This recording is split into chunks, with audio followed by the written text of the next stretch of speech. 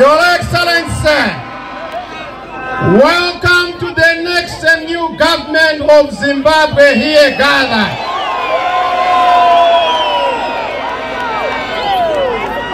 The President brought his delegation, the esteemed Excellencies with his team. I had a fantastic meeting with President Chisano in the morning.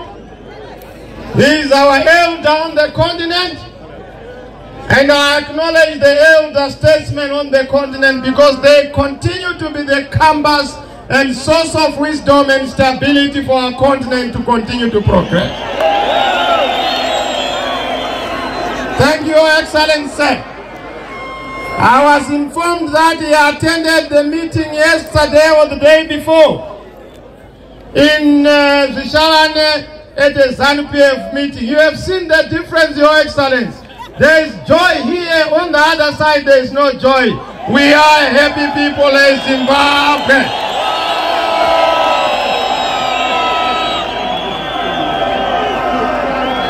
Let me also acknowledge the head of the Namibian Election Observer Mission here present, the Zambian ambassador who is part of the AU Chamisa Observer team. Let me also acknowledge the Namibian ambassador to Zimbabwe here present,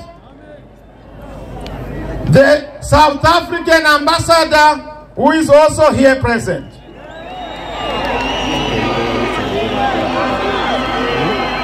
We also have the Mozambican ambassador in our midst. Now, what does that tell you? When Africa is gathered with us, we are there, we have arrived. Zimbabwe, our time has come. This is the time.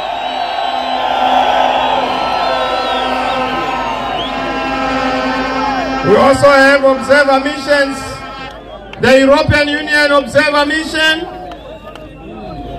the AU Chamisa Observer Mission, the SADC Observer Mission, our pastors here present, ministers of the word. We also have traditional leaders who have requested not to be mentioned, otherwise they will be in trouble. We acknowledge our traditional leaders here present.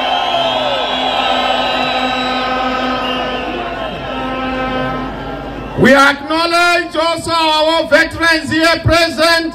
I saw some notable figures like Margaret Dongo, one of our founder and formidable opposition leaders. We acknowledge and honor our veterans.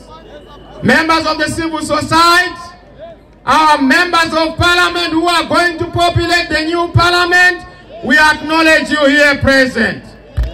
Our councillors, citizen councillors, and all those who are elected to represent the future, we acknowledge you. Nasi ondati munano famba na wamai. That is the time unopinda mu Zimbabwe, isa unofana kunde una mama. Bari pasai. Saka ndawu yaona mai Chamisa. Vakarova yelo. Danda kati kana mundu asiriwe yelo zvinogona kunetsa. Mai Chamisa.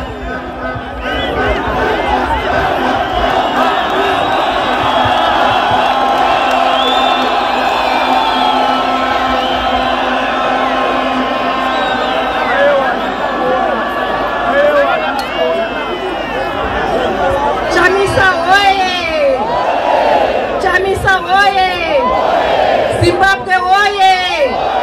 Harare oye! I'd like to take this opportunity to acknowledge all the dignitaries here present and say all protocol observed. Chaptanga na ukukwazisa imose ma citizens magadi henyu. Tunakuchora mkana uno kuti tese zuva rataurwa namufundisi Mangwana tinamatire nyika yedu. Vanamai Mangwana titore nguva yedu kunamatira nyika yedu. Tichinamatira ma-elections ari komusi wa23 August kuti aitwe murunyararo, tivhote murunyararo, zvipere murunyararo. Mwari vatikundise murunyararo. Maita henyu.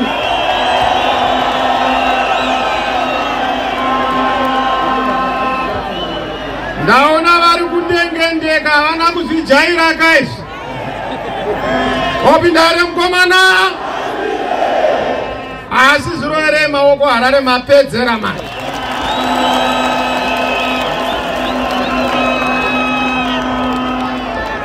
Ndoda kutanga nekutenda vana veZimbabwe vose, nyika yose.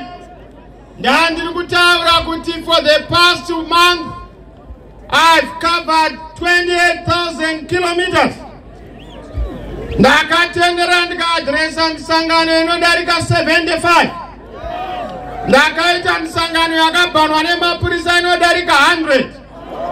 Asi kwandakaenda kwose nyika yabvuma, denga rabvuma kuti mukomana ngapi. Ngati denga rabvuma kuti ngapinde. Opindare mukomana.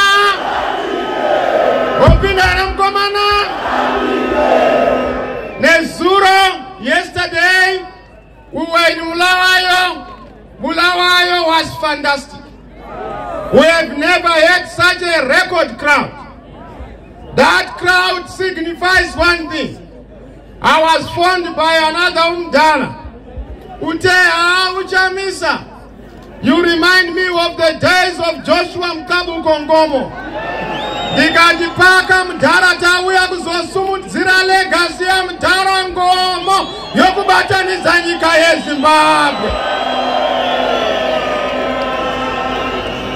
Ndotenda Mulawayo, but ndaona Harare manetsa. Maona kuti hamungakundwi neBulawayo. Mukati Harare hakurarwe. Hamuna kurara muchizvironga kuti tiuye pamusangano wokudongorera. We have dubbed this rally Game Over Rally because we have realized that it's game over. I can tell you from what I've seen across the country, we have won this election and we are going to win with a big and a wide margin.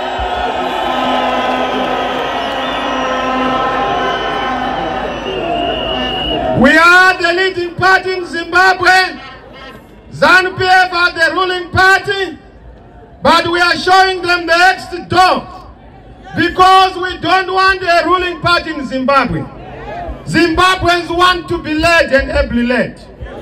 From today onwards, on the 23rd, we are going to remove a ruler and put in place a leader so that there is happiness in Zimbabwe.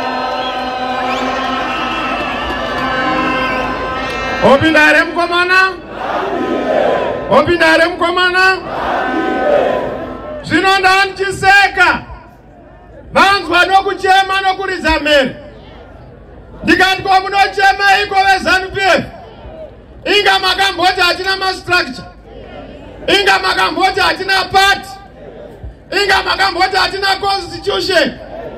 Machemedzwa nemunhu asina budget. Imi mune mazupuko.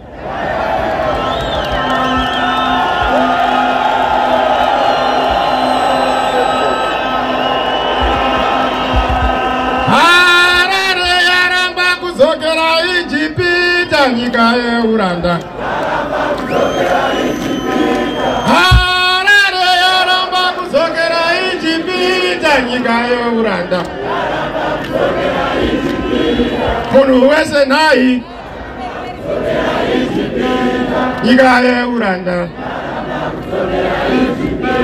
Matebele ndiyaramba kuzokera Ijipita nyika yeuranda. Mashonale ndiyaramba kuzokera Ijipita nyika yeuranda. Ndanga ndiri kumahuwe. Hakuna wakasara mumba. vese vachiti ngapinde hake mukomana nemapurisa akanga ari pamarodi block zviri rinongova basa iri ngapinde hake mukomana.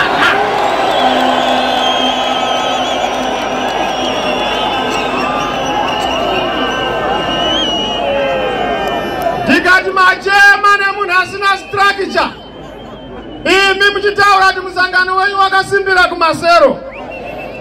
Izvo ndoda kutendai macitizens, makaronga mugwazo wakasimba, makafamba nemusangano wakasimba, tazadza kwese. We are there in the village, we are there on the street, we are there in the farms, we are everywhere. We are a party for everyone. We are going to unite Zimbabwe for everyone. We are the new leader for everyone.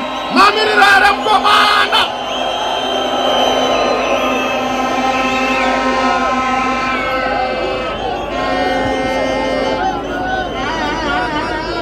Saka nasi ndauya.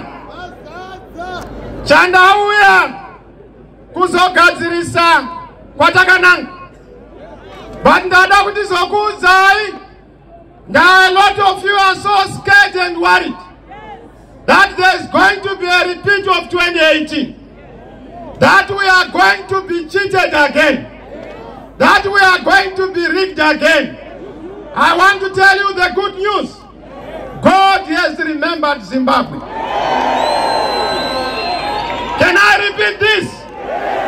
God has remembered Zimbabwe. Makorokoto Zimbabwe, nokuti hakuna munhu anomira kana denga raronga plan. Denga raronga plan, denga harifo iri. Plan ya Mwari harifo iri. Ini ndatanga kugadzira cabinet. There is no way we are not going to form a new cabinet. There is no way we are not going to have a celebration. There is no way we are not going to have an inauguration. Let's start preparing for our inauguration. Let's start preparing for our celebration. Munhu umbotapirirwa nyika imbonye mwerera. Opindare mkomana? Opindare mkomana? Ndakanga ndataura. Ndikati isu takataura tikati patiri kuenda. We are going to avoid a repeat of 2018. Vamwe vari kufunga kuti marwisirwa atakaitwa neZANU-PF dai tisina kumira parizvo. But we are standing. And I want to thank you citizens. You have carried the campaign. We are not donor funded, we are citizens funded. We are not driven by any region, Western, Eastern. We are driven by you, the citizens. I'm proud that I have no master except God and the citizens of Zimbabwe. Thank you, Zimbabwe, for supporting your project. Those who are in the diaspora, masumuka nemsangano nzurere maoko.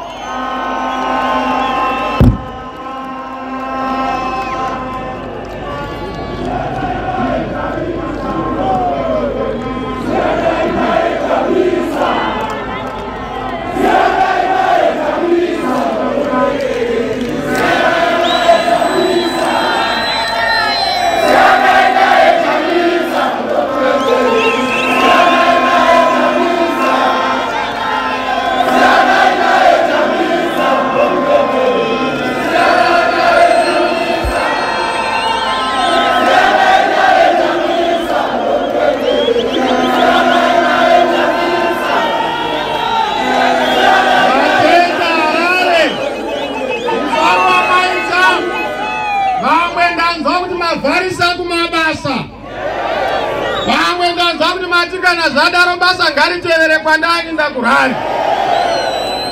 Ndatirega ndiuye kuzokuudzai kuti handigoni kutungamirira pana ndisina mukuru ari kutiperekedza. The reason why vehasha vatadza wenyasha inyaya yokuti denga rakatendera, inyaya yokuti muridzi watendera. Ndanzwa vamwe vari kutya izvi zvakuitwa nemusharukwa izvi.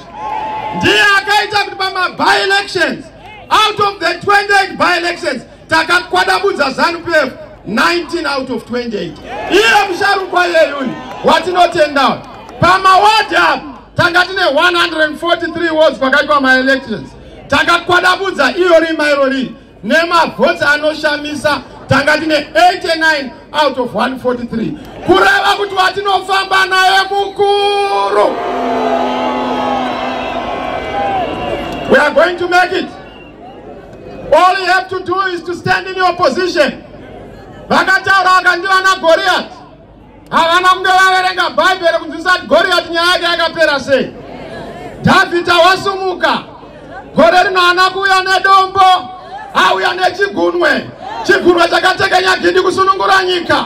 Chigunwe chakunonombora uchi kuti paite shanduko. Sumudza chigunwe chako wakatendeka kuna Mwari. Utaure kuti Zimbabwe yauya. Bye bye ZANU-PF, bye bye. Bye bye Namo, bye bye. Bye bye Goliath, bye bye. Bye bye Urombo, bye bye. Bye bye Urombo, bye bye.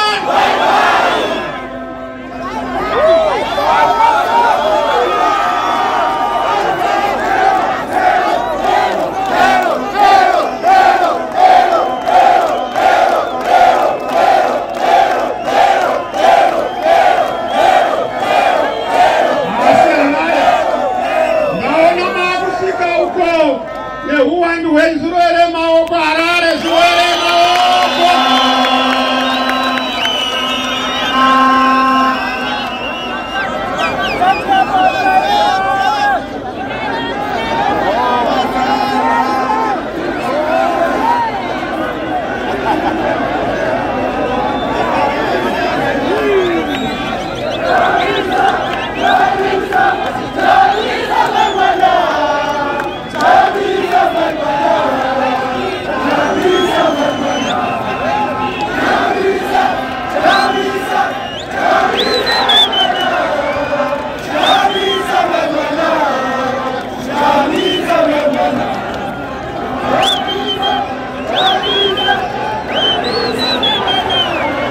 Obidere mkomana.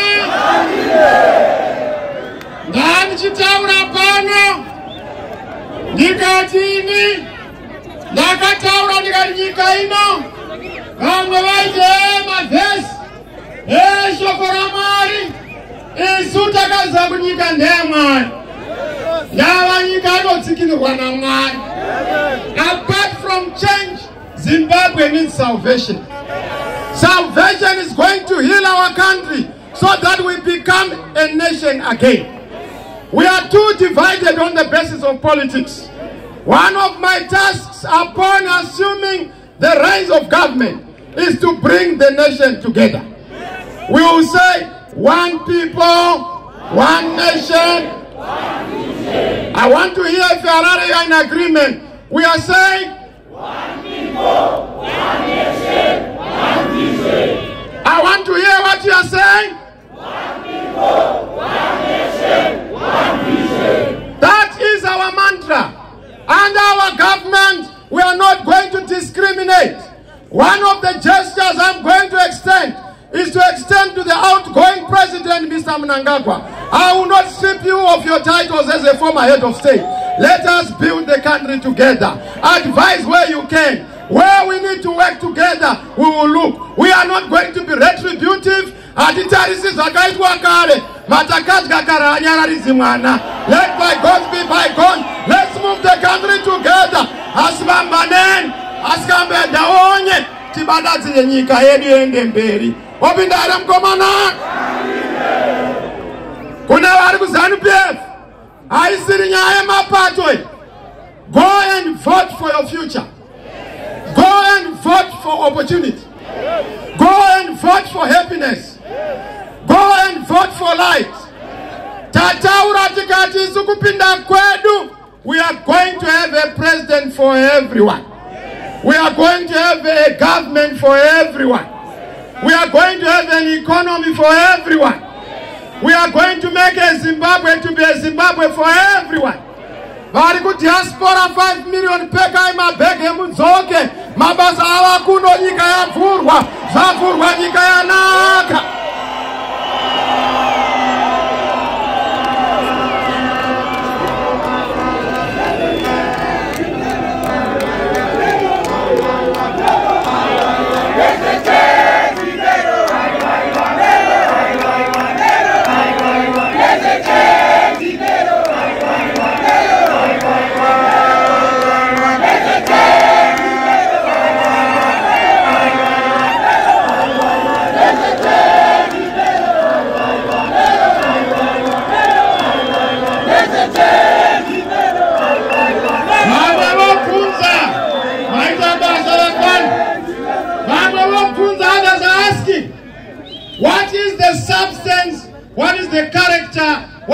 quality of the change you are promising. The change we are promising is a change of governance culture in Zimbabwe. The change we are going to have is a change of governance structure in Zimbabwe. The change we are going to have is a change of the government strategy. You have seen President Chisano here. The first thing we have to do is to restore Zimbabwe to the family of nations. We have to go back to the Commonwealth. We have to go back to the family of the nations. We have to make sure that it's not dealer. My sanctions are not Vamangwana Ngozumkomana Pinda. Now, Sumuzazuru, my sanctions are to Tokatra governance. Yiga Obama, Mukare Wawuya. Opinarem Komana. Opinarem Komana. The deficit yatina is a deficit of good governance. Toda kugadzira nyaya good governance kuti zviende mberi nyika yedu ifambe zvakanaka. Toda kugadzira nyaya good governance kuti isu patinopinda hurumende haifani kuva yemuHarare chete. Government must be for everyone. Devolution is our key. Devolution is the key to development. Devolution is the key to empowerment. Topa munhu kuti pauri ipapo government service kwauri ikoko, mapassport kwauri ikoko, mabasa kwauri ikoko, mauniversity kwauri ikoko, matitle deeds kwauri ikoko. Chatiri kuita chapinda panyaya yeminda, munhu wese akapuwa munda. Gara uri pauri wakanyarara wakazorora. Mukomana aruda kupa title deed kuti zvifambe. Opinda Komana. Opinda Komana.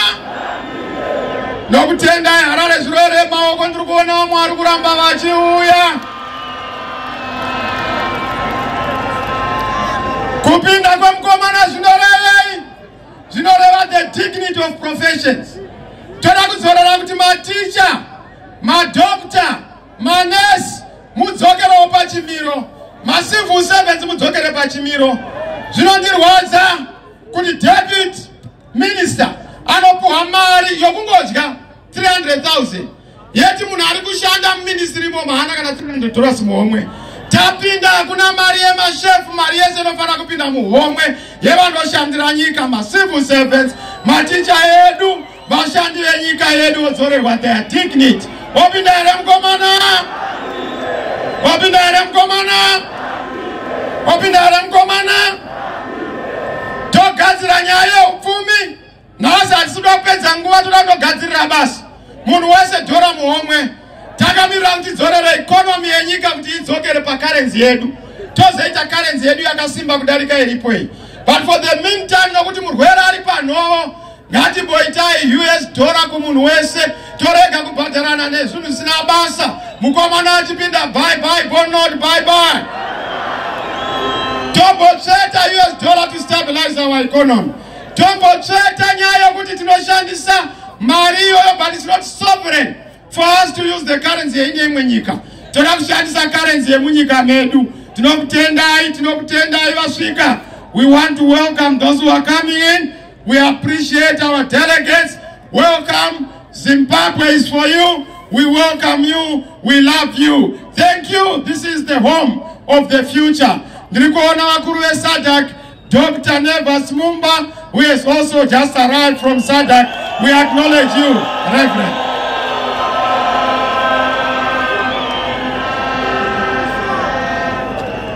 Kune vasingaoni kugara nhakaona dzevamwe.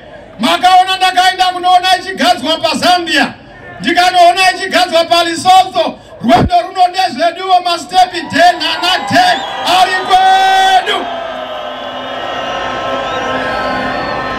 Opinda here Mukomana? Opinda here Mukomana? Patiri kupinda ndataura ndikati we want to restore the dignity of the liberation ideals. Zvakarwirwa nanaTongogara naNangomo, nyaya yekupa liberation heroes their dignity, serving and retired. Kwete kuti mawo veterans anoramba achivetwa 43 years down the line. But inopinda no more vetting. What we are simply going is to get your dignity. Mugare zvakanaka, muende mufaro, tokupaiwo mari yakazara, tine goridhe muno, tine chikwama chakazara kuti mark chinorohwa nematsotsi chete mukacheta mukomana nyika yatapira nyika yadirwa shuka.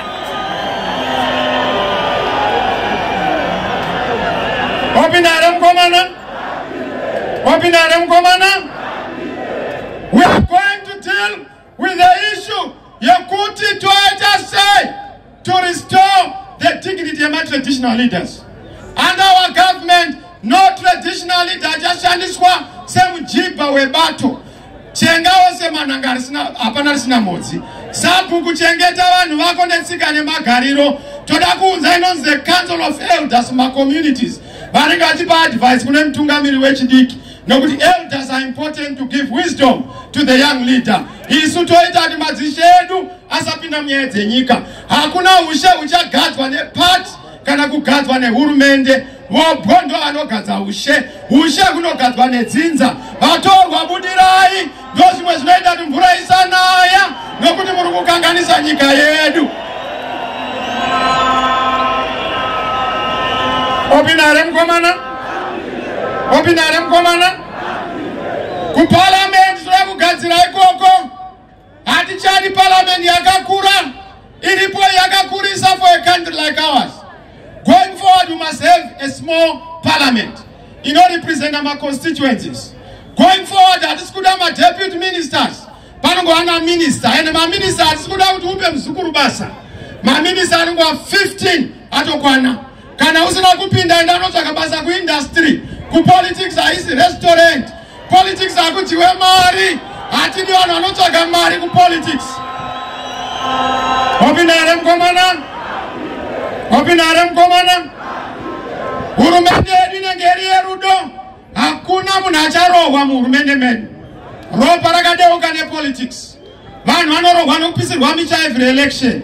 Takaluza our boy Tinashe Chitsunge because of politics. We don't want political violence in Zimbabwe. We want peace. I have clean hands. Zimbabwe, try me. My hands have no blood. My hands are not corrupt. Try these hands. Try these hands. These are safe hands for you. Can you try these hands? Opinare mukomana. Koma ndura kuzota akamira pasaita panotaurawo kudaro here. Tione kuti zvinhu zvinofamba sei akaramba. Ndataura kuti going forward starting with the next election. Hakuna ma-elections anoitwa munyika muno tisina kuita a presidential debate. I said to Mnangagwa, I'm challenging you. Let's have a presidential debate so that people can choose to see who is better between the young one and the aging one. Who is better?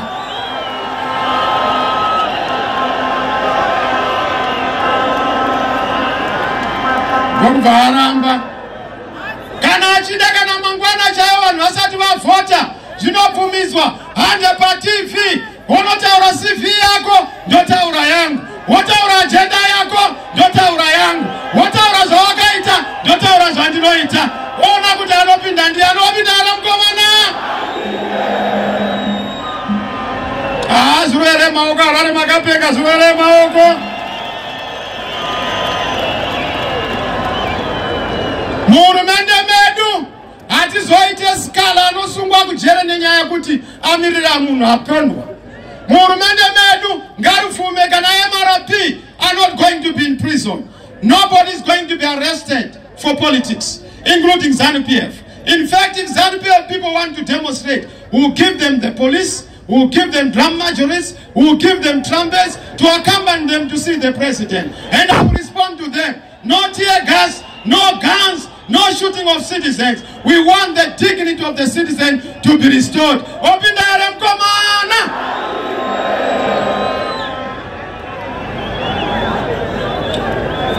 Ainda pedza ndaona kuti makwana minda kwenda. Ai Harare ngatiota. Ndapedza Harare. Muchiri kude. Ai waka akusi kuvhota ka.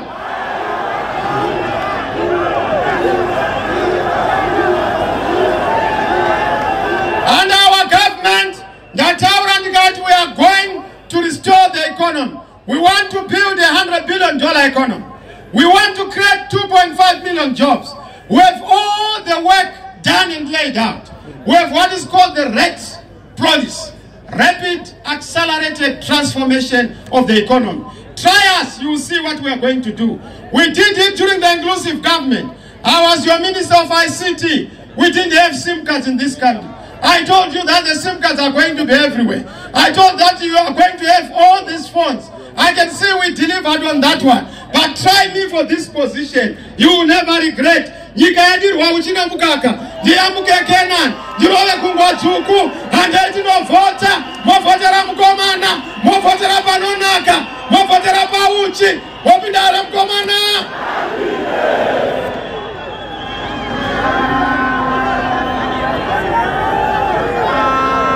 Now ndauya panyeri kunyema nezanupef. Triple C ndo iruma local government. Iri kutaza basa. Iwe mkoma. Kwana. Wakambotuona izwe izwi. Ungati wandipa motikari kundi drive. Apa wakaibata ma handbrake. We have seen the interference of local government. There are two corrupt land barons. No one issue my ministerial directives. No one procurement board. You know, manage the procurement in this country. Under our government, we are going to restore the executive mayors. We are going to restore the right of recall by the residents. We are going to implement devolution. We are going to make sure we decentralize government. Toda kumeka sure the party no pinda. We remove nyaya kuti munano bane matenda. Munano bane procurement. We are going to introduce e-tendering and e-procurement. Kuitira kuti apana no tipo chioko muomwe. Vanhu vanzwa no kuguma. Unotuka guma makumbo, wakuguma mchuno, wakuguma msoro. Vanhu vapera no kuguma. Achinzi tipecha muoko muomwe. Wapindare mkomana. Zero tolerance to government. Kwete zatiri kuonai. Abari ku number 11 ano promote wari ku number 7. Kwanza wabuzikana chimbobauru. Under our government ukabira nyika, you have committed treason. If you are corrupt, you have committed treason. We will deal with you decisively. In other countries, they have made sure we must fix the head, the leadership.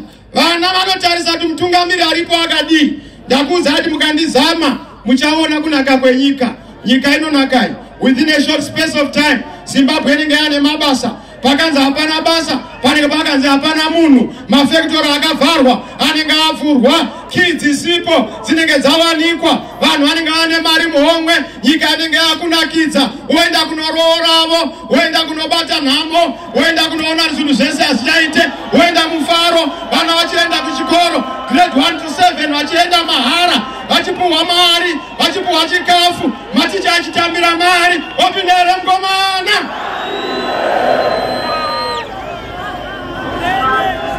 Nasi ndauya ndine mangoromera. Ndandamirira manje. Ndakasidongorera ka. Mangwana andirari ndotomira ndiri pedyo neState House. Zvake zvokuti kure pedo manje. NaJesu pedo. Ndinompinda imomo.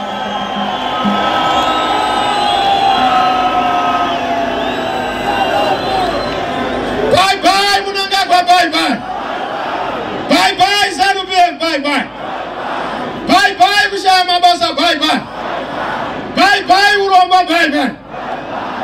Tombo chinjana ne South Africa. Zokutsvaga mabasa ku Johnny Bodo. Johnny chimbouya wakuno utsvage mabasa. Nyika yanaka, nyika yodirwa shuga. Now let me come. Kunyaya education. Patinongopinda takataura nevabereki mukatuza. Makala tiri kuabvisa musi unongopera kusainwa mapepa. Bye bye Makala, bye bye. Oenda here Makala. Yoenda here ZANU-PF. Oenda here Mkoma. Imi, muda kuti ndibvise Mkoma basa. Hakuna kwaanoenda, ndoda kumupa penje nagare pedo. Hatiri kumudzinga nokuti nyika vaviri kubatana, zvanza zvinogezana, kuturika denga ubatsirana. Tiri zvikomo zvinopanana utsi, tiri zvikomo nezvichuru zvinopanana majuru. Ngatibatsirane nyika pamwe chete. Chuma chomusha chinoda kubatsirana, chipani kubatana. Hakungari muri wega mukoma, nyika wabatane koko, mufana wabatane koko, ndotaura zurungu nevarungu, ndotaura French nevarungu, mari youya munyika, maindasiri ovhurwa, havainde nenyika, nyika ndeyevana, nyika ndeyevaridzi, nyika inovakwa naMwari.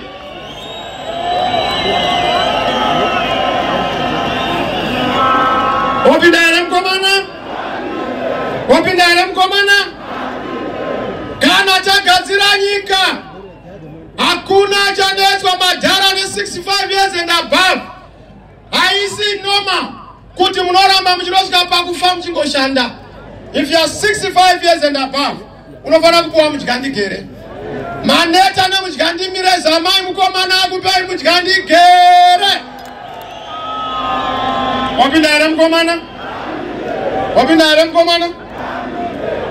Ndouya ndichiti mainzwa agenda yedu yehurumende isu tatarisana ma-elections musi wa-23 in 2 days time.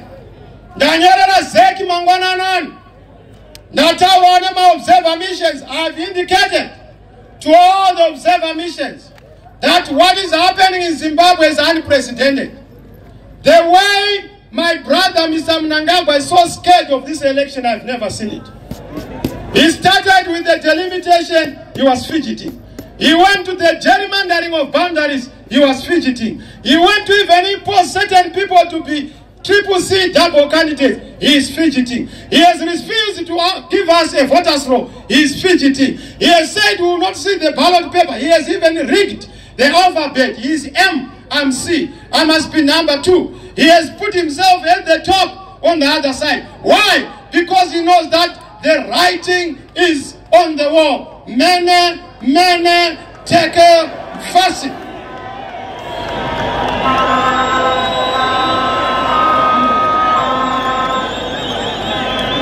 Saka tatari sana na kubudirira. Nauza zeki. Dika number 1. Yakafamba kama itewe.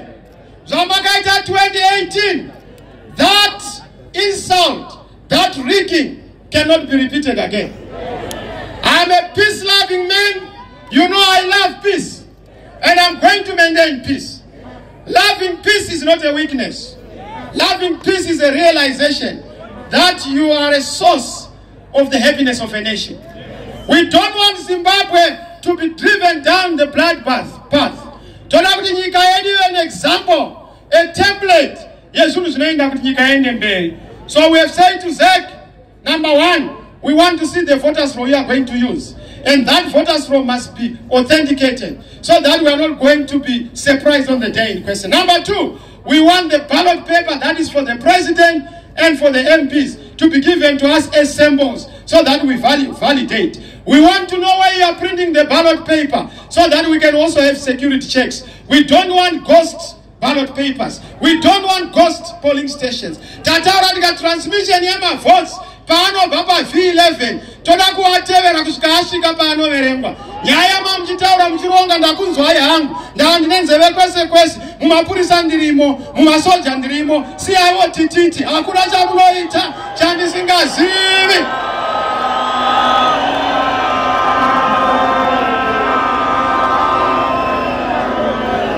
Wapinda here mukomana? Wapinda here mukomana? Munoziona? Hapana chavachaita kumaruzevha vanga vachinetsa vabereki. Ndakasvika ndikauza madhara nana gogo. Ndikati vakauya chikunetsai. Vakati pamberi. Iti horai pamberi. Vatibvunzati pamberi pasingasvikwe ndepapi. Kubva 1980 pamberi. Mugabe muridzi wepati.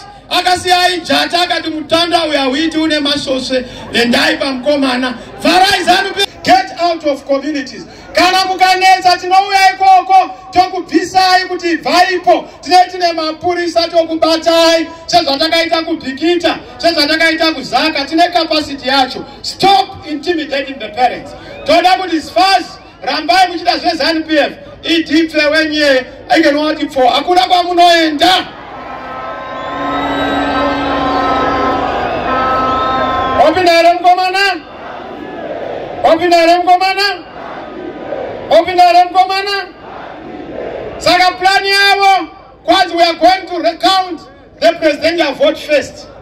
we don't transmit and post or affix the V11s on the polling stations. And I've told them we will not accept not fixing the V11 per polling station. My vote is the following day, names were Thursday. Ndava ndimu no vote and it. Ndimu no verengerwa ma vote and it. Kana apeza kuverenga wanaunza pa polling station and it. Ndo patinotanga kupemberera ipapo. Toda kurova mdara wangu uyu kuseri nekuseri. Sengoma yacheke nishe ndibasire iwa hama zangu.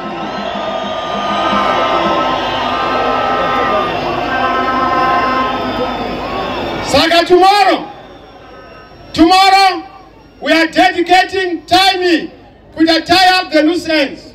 Nezek, the beauty, Tarola out of the 12,374 Tarola polling agents. 3 mbambo zema polling agents. Nekuma prazi tiriko. Kwese tiriko. Kwese. Ano iziwa voti yavo. Kwese.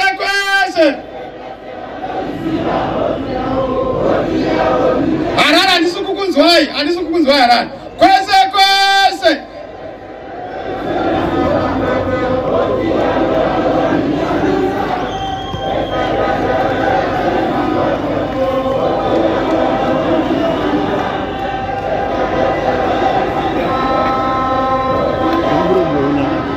Maziwa voti yanyandite here.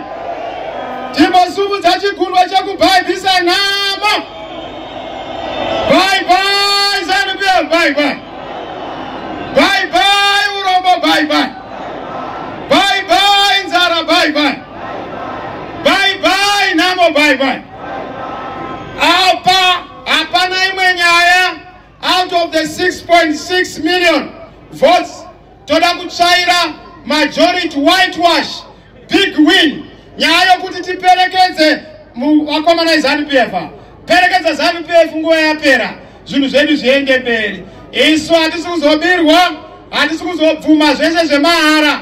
Munhu avhoterwa ndiye anopinda pa MP, pa president, pa makansela. Ndinokumbira kuti munovhotera triple.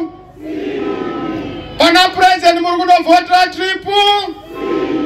Pana MP muri kunovhotera triple. Now pama MP pane vakachetwa neZANU-PF. Na ZANU-PF idofoka. Dofori nonda kunovhuna penzera number 1. Kuti pamweno ri 0 leta number 1. But makangwara Harare pane ma profits akachetwa ma constituents wewe double candidates. Ndoda muziye ma candidates edu tichakurangaridzai nhasi nemangwana so that muvotere candidate wemisangano chai. Don't be confused nehavakapuwa mari neZANU to cause confusion in our midst. We are so grateful kubulawayo ma-MP edanga adyiwa nemhashu akadzorwa nenyasha dzaMwari. Ngatiroere maoko Mwari namweya mutsvene. Saka ndakukumbira kuti ndisandapedza pano ndichakuintroducai muzive kuti patiri kubuda mangwana munhu nemunhu usati kana wakanyoresa kuvhota woregera kunovhota. When you don't vote, you are neglecting your patriotic duty to defend your country.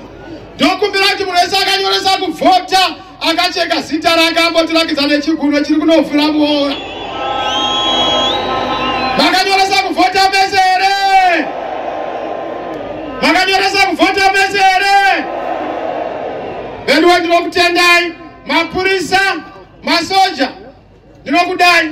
Ndinoona rudo rwenyu munyika pandinofamba pese. Ruremekedzo rwamunondipa runoshamisa. Totenda nekushanda under difficult circumstances. Continue to work for your country. Ndinoziva mune nyota nenzara yokuti nyika inake. Toda kuti upenyu hwenyu hunake. Muhurumende medu hakuna mupurisa anofamba ari open track. Muhurumende medu hakuna mupurisa anopfekedzwa chemba mumusoro. Muhurumende medu hakuna mupurisa anonyadziswa achibviswa chimiro. Opinda here mukomana. Muhurumende medu hakuna musoja anorowa musivilian. Na civilian ndiye mutungamiri. musoja iutoredu anofana kuzorerwa dignity. Masi aiwo hakuna achadzingirana nematongerwo enyika. We are going to turn our intelligence services from a political focus to an economic focus. We will do what is called economic spy for economic opportunities and economic strategic advantages of the country. There is going to be an orientation of government. Kana mkomana apinda. Opinda ara mkomana? Opinda ara mkomana? Ma-MP Harare, uyepano, chop chop. Zanda pesa. Ramba wakamira pauri papo. Usafamba hako. Kusika basa redu rafamba. Tinela kuru ekune ziwe nyika. Tinganyara. Mukazofamba famba wakaitwa zvisizo. Tinonyarira kupi. Let's show order. Let's be disciplined. We are a disciplined movement. A citizen movement. Zvirore maoko ma citizens oye.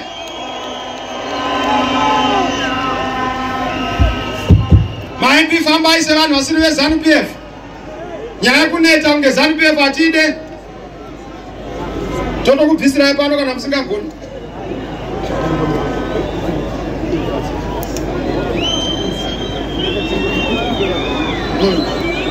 Time. Okay. Takutanga muchanzwa zita ra-MP ne-constituents. Uyapano anenge achiuya pano introducer. Wobva kuti uonekwe nevanhu. Uyu ndiye ari kukwikwidzana naScott wegoridhe uye gold mafia. Ari kuenda kunovhiya mafia iya. Shanduko muZimbabwe.